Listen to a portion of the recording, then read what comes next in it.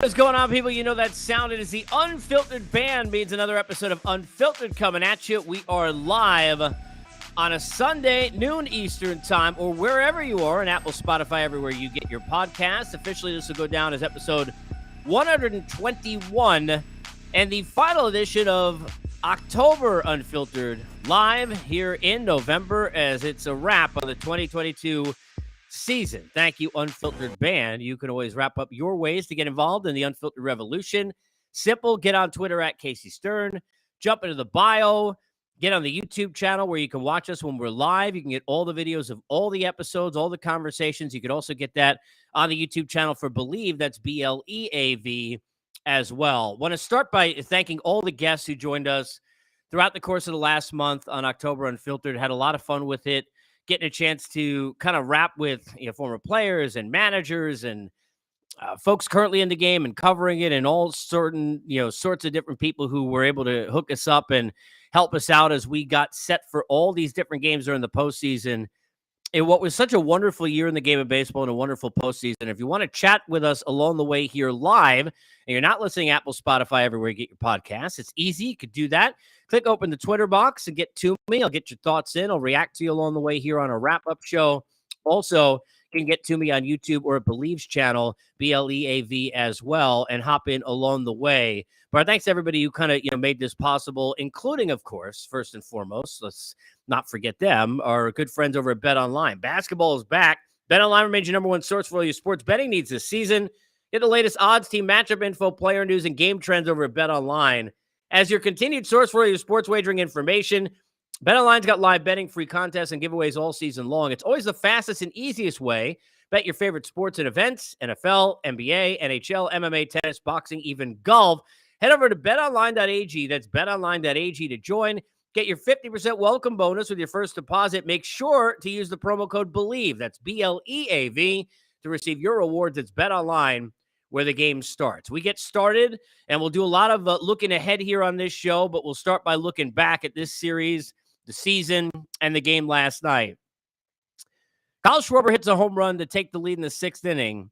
I'm sitting there, and I waited until then and started to plan the guess for what today's show would have been if we were looking ahead to a Game 7. You wait for that big swing. Wheeler had, obviously with the fatigue and the extra day and all those questions, but he had his A stop, had the A heater. You saw it 98-99 early in the game. You get the big swing from Schwarber, and you're thinking, here go the Phillies again, just finding a way, even though Framber Valdez was terrific at the time. Had already struck out 7-8 guys and was brilliant. When that home run is hit, you're thinking, if you're a Philly fan, this is that magical ride going to continue. That magic carpet we're riding on in the streets of Philadelphia just going to keep rolling. Then we got to the bottom of the sixth inning. I've talked about for a week and a half the matchups against Yordan Alvarez and the importance of that. We've talked ad nauseum all year long and during the postseason about how important feel becomes when you get into a spot in a postseason. Now, look, there are two ways to look at this, and just like in most situations in life, it's gray area, not the 50 Shades kind, it's a family show, but everywhere else, because never black and white, never easy. Do you trust what got you here? And if you react to what you see, is it feel? Is it going with what your eyes are telling you? Or is it panic? And a lot of that based on the result. The result's good, then your feel was great. If it's not good, then you panicked. Talked with Alex Cora on this show about a week ago. If you heard that or you missed it, you should jump back in and listen to it because it became so valuable last night. When I was talking to him about when covered that in 2018, and you watch the Red Sox, it was one example of many where here's AC at that spot managing the Red Sox. Here's Rafael Devers against lefties. Here's Stephen Pierce on his way to an MVP of a World Series against righties. He's supposed to be the guy only facing lefties. But the game and the way things were being told and the stories told right in front of the eyes of a manager, he was changing on the fly. Not panic, but altering because of what was happening in that moment. In the moments for the Philadelphia Phillies that led up to this game, there was reason to be concerned for Wheeler. Reason to be concerned because you had fatigue. Reason to be concerned because your backs are against the wall and you don't have that extra wiggle room of whether or not you put in a Suarez, despite the fact he's ready for a game 7, or what you're going to do, what changes you're going to make. There was no wiggle room when your backs are against the wall and everything's on the line. I get that. But when you are in a situation and you are sitting there and you're finding yourself in a spot yesterday where Zach Wheeler is dealing, he's at 70 pitches. You got to lean in from Maldonado. And by the way, there's nothing wrong with that. Look, you can hate it, but that's baseball. And he moved up in the box, and he knew, look, a guy was playing with his broken hand. We found out, he's doing everything he can. We knew, you got to find his way on base, and that's what he was doing. And that's okay. I mean, look, you could do it. You may not like it, but you could do it. Certainly not nearly as weird as why the hell was Kyle Schwarber bunting. I mean, basically, Kyle Schwarber, and I love Kyle Schwarber, telling you they took our soul when he's trying to bunt with 2 strikes against Brian Abreu there in that 8th inning. That game was over already. That's the sign, if you didn't already know it was over, it was over. Despite Presley seeing them then for the 5th time in the last week and a half. But when you've got Wheeler there, you have to be looking at what's in front of you. You can't be looking at anything except that I got that guy, the guy who dragged us on his back and took us here, the guy who was brilliant as an ace all season, the guy who had dominant performances already in the postseason, and it reminded you of other spots. Now, look, I'm not going to give you Tyler Anderson, even though he had a great year, and he did. Shouldn't have been out at 86 pitches when Dave Roberts took him out in that spot where they went home. Shouldn't have. Okay? But the other example of this is Garrett Cole. This was, the same situation where you can't put Trevino in when you know that Garrett Cole, at whatever percentage he was going to be better than anybody you had in that pen, and that Yankee pen especially. If you and I said this yesterday on Twitter, and I said this, not revisionist history, not Monday morning quarterback or Sunday afternoon in this case, but I said it, you go to my Twitter, literally, as soon as Wheeler was taken out, you know why this is the raw move? Because you're not looking at what's in front of you. You're not understanding that, going in, you were worried maybe about Wheeler, but he answered those questions. He showed you he's that Wheels that you knew he was going to be. You got to ride that horse because that's the dude who got you there. If you're a pitcher, you lose with your best pitch. If you're a manager, you lose with your best players. It's why Buck Showalter, and I love Buck, but one of the worst decisions I've ever covered, I've talked about it when I was doing that. Look, I ripped him in that spot. When we're sitting there post-game, going back to 2014, he's got Ubaldo Jimenez in. Zach Britton, who finished 3rd in Cy Young, sitting hanging out in the bullpen. You can't do that. Bob Melvin, you can't have 3 games in a row without Josh Hader in the game. You broke a record striking out 8 dudes in a row over however many appearances. 3, I think. You can't have those 3 days without, you can't do that. You can't do that.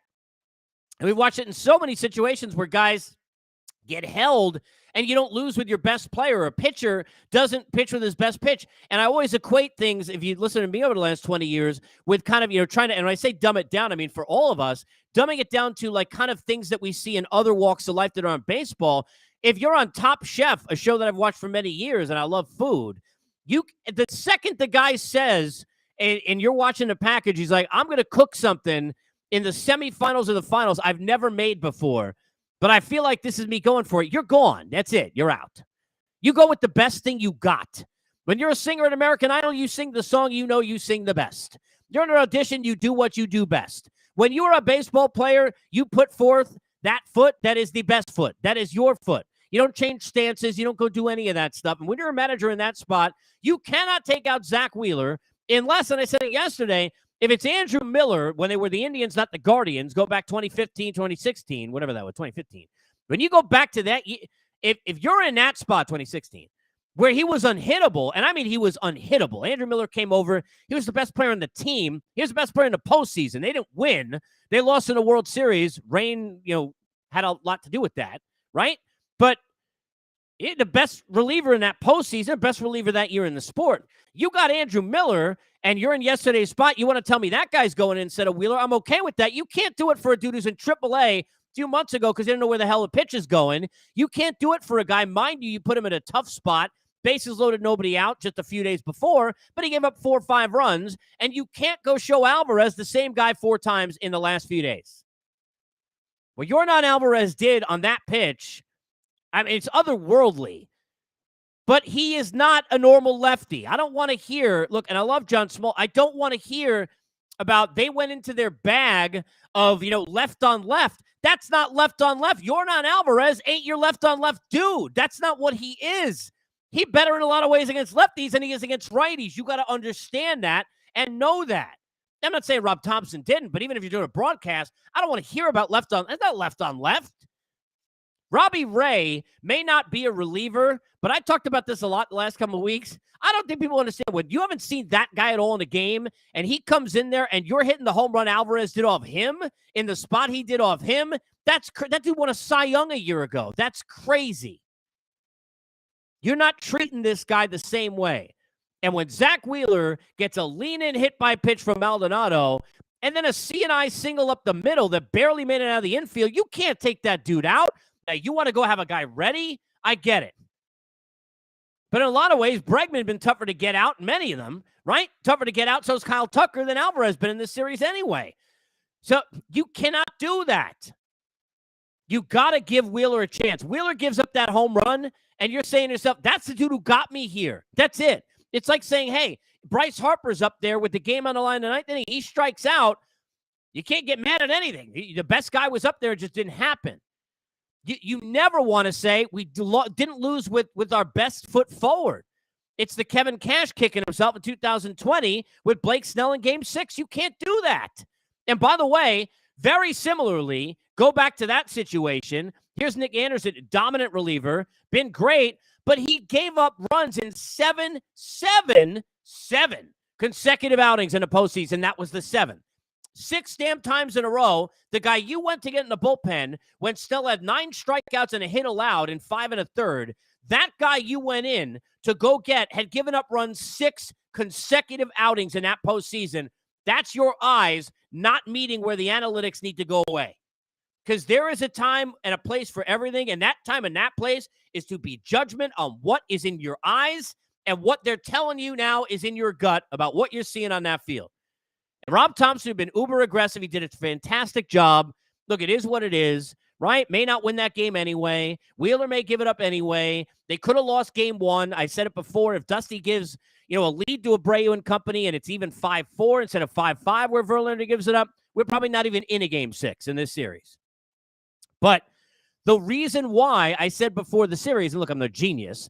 I said if you've been watching this show and listening to it on the podcast, I said my gut said Phillies in 6, but I took the Astros in 6. Why? Because the depth of pitching just so dynamically different and so in the favor of the Astros. But you had a chance to have that depth not be an issue because you got Wheeler up in that spot because he had fatigue and he couldn't go in game 5. Here he is in game 6, and he's doing everything you need him to do. He pitching like you need him to pitch, and it's 70 pitches. To hell with that. You can't get him out of that game.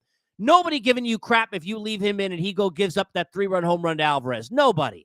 Yeah, I mean, people thinking, well, should you have taken him out? But not the same amount of people that are sitting there saying, how the hell did you take him out beforehand, let alone after Alvarez hits it 4 million feet. And as Dusty said afterwards, hits it to the moon. It's a terrible decision. It's a bad spot by Rob Thompson. It's unfortunate because, he was so great and so aggressive, and you had to be. And he didn't have the things to work with that Dusty did. He didn't have the things to work with Brian Snitker did. He didn't have the things to work with that Marmol did. He wasn't supposed to be better than any of these teams that Bomel did. And the way he had to manage was the way he had to manage. But you cannot be using Alvarado like and I mentioned Andrew Miller just as an example, because in my 20 years covering the game, that's as dominant a postseason from a reliever as we've seen, in my opinion. And really from the time he was traded over there, going back in 2016 to the end of the season, he was filthy.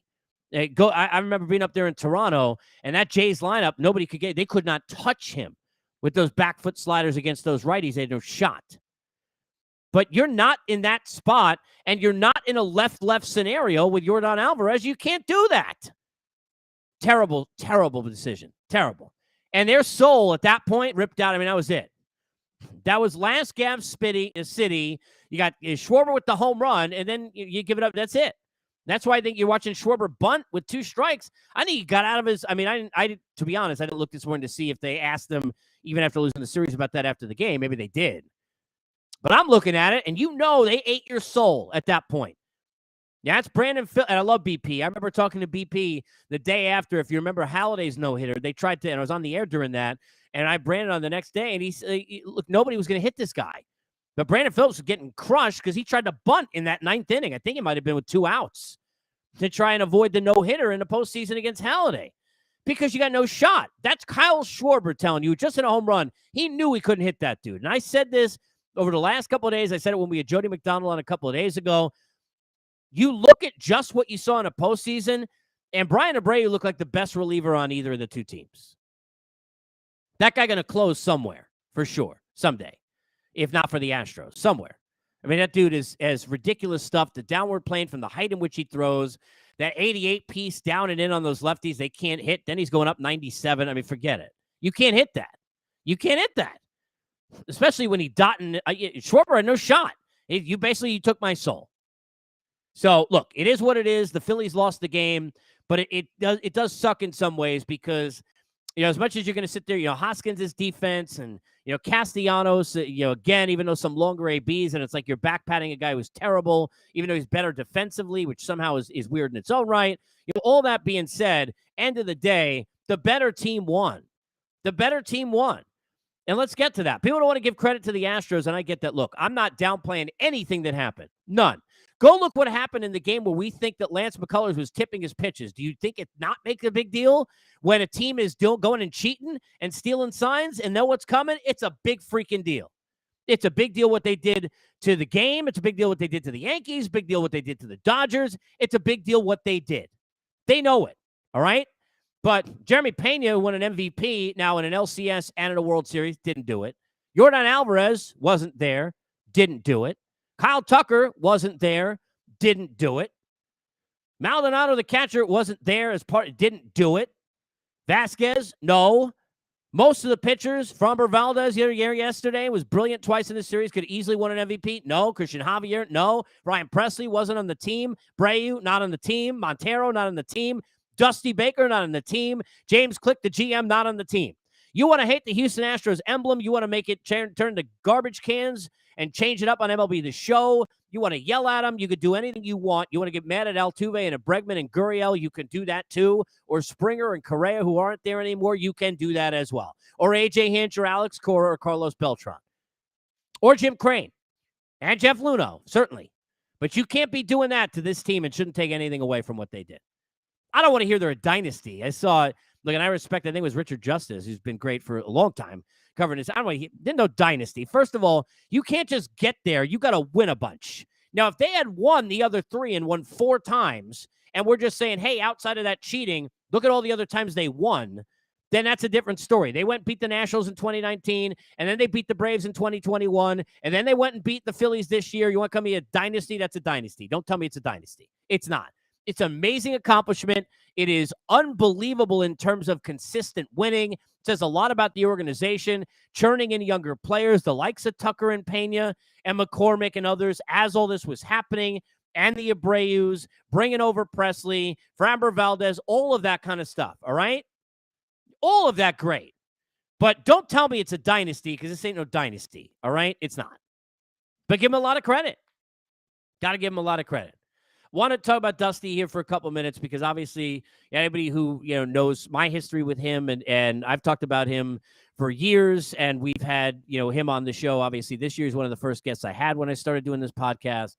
I've had the pleasure of being able to call Dusty a friend now for about 10 years, and interviewed him a bunch before that, and I knew, like a lot of media folks do, and a lot of people around the game do, just what a great person he was, just from interactions and the way in which he would treat people. I mean, it's just a different way. I've told this story before, but I know Dodger fans get on him all the time. But Dave Roberts, an unbelievable dude, is another example. When I covered the Red Sox in 2004, I remember I was, basically crapping in my pants. I looked like I was 12 at the time. I'm sitting there in my mid-20s. And my first job, and I'm there every day covering that team down the stretch, which I was, blessing in itself, thankfully, knock on wood, to be there for that. But I'll never forget the first time that I sat there and Dave Roberts, got up off the chair, you shook the hand of my cameraman and myself, introduced himself, got our names, and he ended up being a regular on my show weekly for 8 years when I was at XM, and never forgot my name after that, and treated me the same way as he would treat anybody else. And I didn't know what the hell I was doing at the time. I still don't. But there are just certain people that you could tell as a media member that way. Being able to be, to know Dusty and spend as much time with him as I did over a 2-year span, and getting to know him, you couldn't find a more sincere. We are in a world of, look, family show. We're in a world of shitty people. Okay, we are. All right. I've been, my life been touched by him, and so have yours. All right. And sometimes you just see it across the way. You see all this nonsense on social media and all the hate and people getting on each other, burning out other people's candles to make theirs burn brighter. Everybody getting on each other for who they are and how they are. And I didn't grow up that way. I didn't learn that way. I don't live life that way. That is a bad way. All right. But we all know people like that. Unanswered questions with people that you meet that you get to know or even love at times, you're never going to understand what happened to them. And then you realize what happened was you just got hoodwinked and they're just not good people, right? At some point, you got to come to that realization with people in life. Dusty Baker, the antithesis of that. This is as good a human being as you literally will ever come across. I could not be happier for him and more thrilled for him and his family. Look, he would have, here's a guy who's hung out with Jimi Hendrix, right? So like the amount of stories he could tell, and he's a lover of music and people. And, he's a guy who would have lived life with zest and with, a different vibe that look, me, that myself, I can't understand how with some of the trials and tribulations he's had, just how positive of an energy he brings every day in his life. He's going to do that anyway if he didn't win this World Series, but good for him. He deserves it. I'm so happy for him. Did he make every right decision along the way in his career as a manager? No. Did they ever do that? No. But you know what? Beyond the X's and O's, that guy did. That guy got trust and want and desire and run through a wall from his players.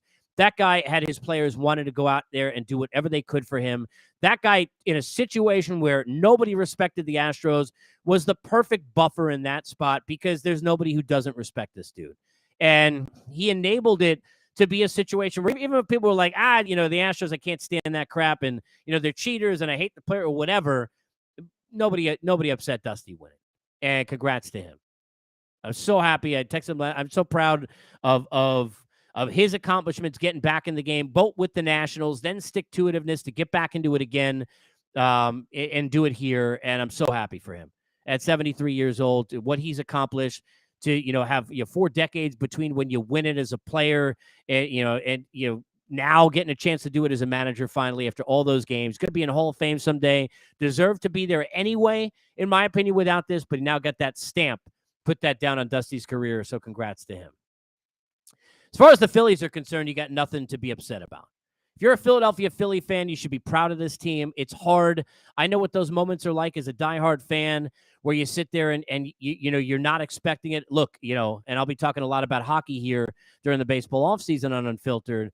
I know this is an Islander fan. I kind of feel like I understand to a little bit of a different level, but I understand what the Philly fan is feeling. I had a chance, and I've talked about it, and it was emotional for me. One of the pods that I've done, I went through, some of the moments for me as a fan and got emotional talking about just how important, especially during what I was going through in my life and during COVID, what the Islanders gave me for back-to-back years with conference final appearances in a Game 7, getting a chance to, live with that and vicariously through all of that. And it was such a surprise. And I know it's not as big of a stage as baseball, and I get all those sorts of things. And I wasn't able to be there in the arena, once because of, COVID and there were cardboard cutouts, and the next time because I couldn't get there physically to do it. But it meant so much to me as a fan. And those were, especially the second one, just such special runs for me. And I think Philly fans will start to feel that way the longer this blows over, because it's difficult now and it hurts, and you're thinking, woulda, shoulda, coulda. But if you look at this team, it's really, be proud of how they got there. You had Hoskins and Real Muto not hitting. How am I going to get from Schwarber to Harper? Those two guys got to have a blast. Where's the bloop coming from? Can't get anything. Castellanos, boom, way better defensively. Should be proud of him and got some big hits. Stott had some good ABs, not able to get any knocks. Weren't getting anything out of center field offensively either way. Segura, a couple of hits, but not much. Everybody said you couldn't play defense. Everybody said you didn't know how to run the bases. You changed your manager in the middle of the year. So many things. The bullpen that had been such a disgrace for 4 years becomes such a positive for you. Kudos to and congrats to Dave Dombrowski and Rob Thompson on just amazing years. And to that team and to the fans who showed out. I'd be the first one to say it. I said it. But I'll say it again. Now, I'm a New York guy. Look, when I covered the games at Citizens Bank in 2008, 2009, I was there for almost all of them. In both of those runs, that was the best atmosphere during those years. And in watching it here from where I sit now, on the couch with everybody else watching it, it looked like by far the best atmosphere. That includes, New York or any other, in either of the spots, whether it's Yankees or Mets, doesn't matter. That was the best scene we had. Philadelphia should be proud of themselves. They should be proud of the people who went to the ballpark, should be proud of the atmosphere that you brought to that team, proud of the relationship that you created with that team. And, look, I'm no Phillies apologist from where my background is an 86 Mets thing up here somewhere as I figure out how to point. But, look, as a baseball supporter, I'm proud of you, too. I mean, you should be. What a great scene that was in Philadelphia. So kudos to everybody there. I could tell you in doing these on site for 16 years, and especially when I was doing, for those who, followed and listened, when I was doing the show at Sirius XM, doing all those locker room shows for hours, and we would end every show, and I'm sure they did yesterday, my old friends and teammates at MLB Network Radio, I'm sure they did.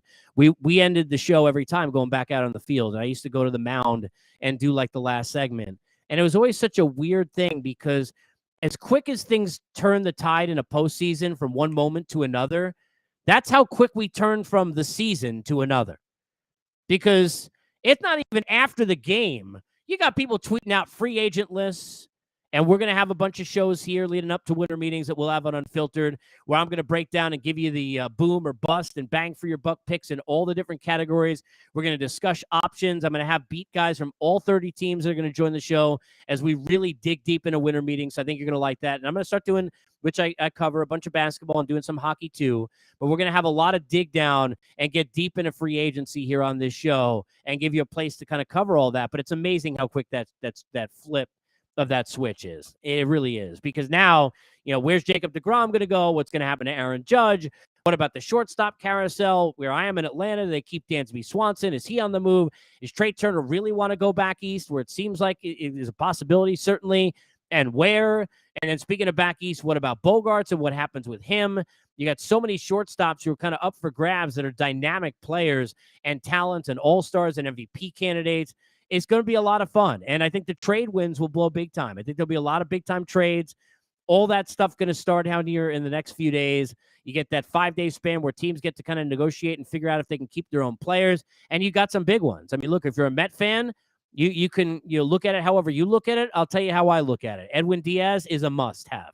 Have to. Whatever you got to pay him, $100 million contract for a closer, whatever it is, Edwin Diaz got to be there. Brandon Nimmo is a really want to. And Jacob deGrom's a really want to, because you have the money to answer those questions in different ways. Diaz a must. If you're the Yankee fan, Aaron Judge a must. Gary Sheffield said it a few days ago on this show, and he's right. And he was talking about, which is, by the way, the irony. He was breaking down what he told Robinson Cano during his free agency. Look, Aaron Judge, the Yankee fans should have never booed him. It's ridiculous. Yeah, as a Met guy with, as everybody knows, Yankee fans in my whole family, yeah, he's not going to go to the Mets. But if he goes to the Giants, which I think is the other team that you really need to worry about if you're a Yankee fan, I'd laugh. The fact that, the last chance that they had to really kind of accept all the greatness he gave you and all those unbelievable moments and what a season he had and all the history was you booed the guy. That's how you're going to remember him, and he's going to remember you. You're idiots. But that's not why you don't cut your nose off to spite your face if you're Aaron Judge. As long as the Yankees give you $1 more or even money than anywhere else, you take what it comes with being the face of the Yankees and being able to say that in this sport and in sports and that brand. And you do that. And you've carried that torch so wonderfully for this sport and for that city and for that team and that franchise and a logo that really, look, Montreal Canadiens, Dallas Cowboys, Lakers, Celtics, Yankees, and that's it. No Red Sox, no Cardinals, no Cubs, no whatever team you're going to get mad at me for in any other sport. Sorry. That's it. Cowboys, Canadians, Lakers, Celtics, Yankees, everybody else in a different category. And when you're doing that and you get to be that guy, you got to stick with that. So, but we'll see. We're going to find out. We'll have a bunch of shows breaking down. I'm going to do position by position. I will have beat guys for all 30 teams on this show. I may do it by division to kind of split it up for you. So keep up with me, and I'll kind of keep you posted on Twitter. Also going to be doing daily basketball shows coming up next week. I'm going to be doing some hockey. So I'm going to keep grinding. The baseball season is behind us. Congrats to the Houston Astros. They deserve it. I know you don't like them, a lot of you. I get it.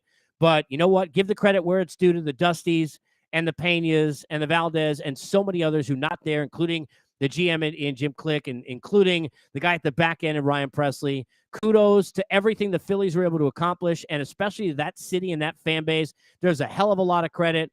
I, for one, hope people stop bugging you about Santa Claus and all that other kind of nonsense and throwing batteries, because you got to be really, really proud of yourselves for the way you handled it. And I'm proud that we're able to put together, 121 episodes deep. Started this thing a little bit into the season, trying to kind of re-rack and rebuild, my kind of stamp on what I love to do for a living.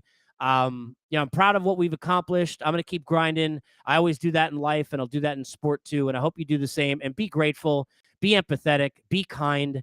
You know what? We got so much bitterness in this world, people. You know what? Let somebody else handle it. There's so many times that we have all wasted, and I certainly know as much as anybody, I promise you. We've all wasted so much time being sad about people not being as kind as they should have been.